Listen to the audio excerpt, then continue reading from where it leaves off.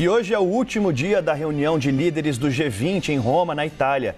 Em discussão estão a criação de um imposto global para empresas e também soluções para o meio ambiente. A maior parte dos líderes deve viajar ainda hoje para a Escócia, onde acontece a COP26. O nosso repórter Matias Brotero está lá em Roma e traz agora, ao vivo, os detalhes desse último dia do G20. Matias, bom dia para você.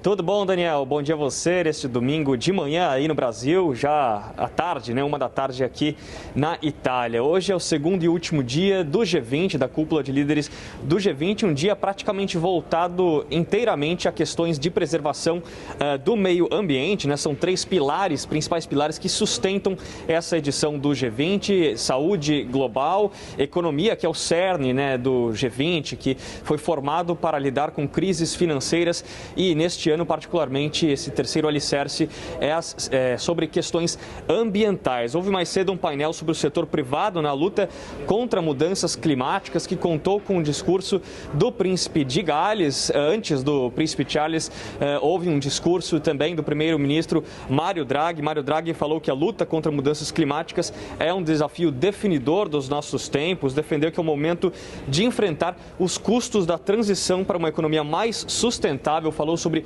honrar o Acordo de Paris para um aumento específico de temperatura, para tentar reduzir esse aumento estipulado no Acordo de Paris. Defendeu também uma atuação do setor privado junto com os setores do governo, fazendo jus ao título deste segundo painel, né, que acontece, inclusive, aconteceu e agora acontece um segundo painel também sobre preservação do meio ambiente. A previsão é que esse encontro termine em mais ou menos 10 minutos. Mais tarde haverá uma sessão sobre desenvolvimento sustentável e aí no final da tarde mesmo há uma sessão de encerramento antes das coletivas de imprensa. As coletivas de imprensa que serão abertas com o primeiro-ministro da Itália, Mário Draghi, né, representantes do governo italiano e aí representantes de outros governos, dos outros 19 líderes dos principais países com as maiores economias e também da União Europeia, que, se quiserem, poderão trazer informações em uma coletiva de imprensa que acontecerá, portanto, hoje à tarde. Já há consenso entre esses 20 maiores líderes sobre como deve ser o comunicado final que é enviado, né, ao final da cúpula de líderes do G20.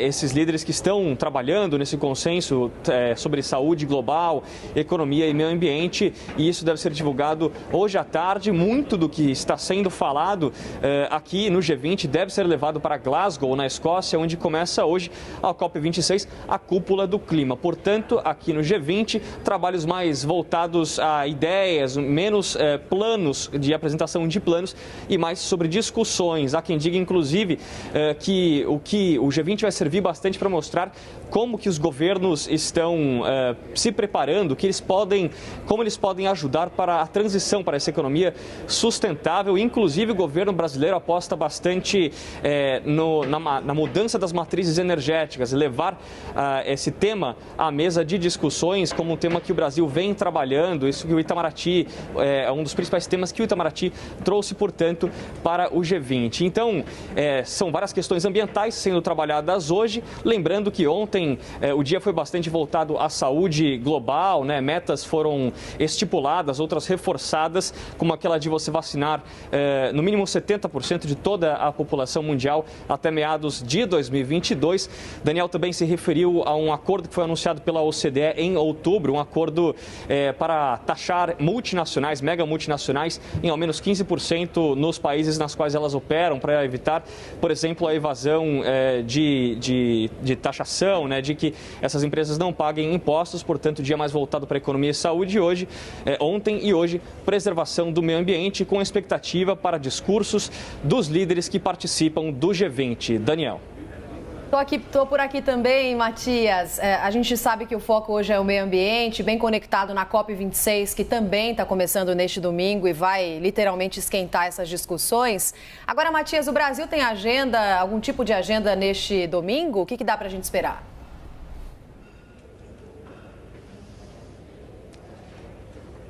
Roberta, o presidente Jair Bolsonaro, junto com os ministros dele, está com ministros, por exemplo, das Relações Exteriores, Carlos França, ministro da Economia, Paulo Guedes, eles participam aqui dos eventos, de alguns eventos que vêm acontecendo aqui no G20.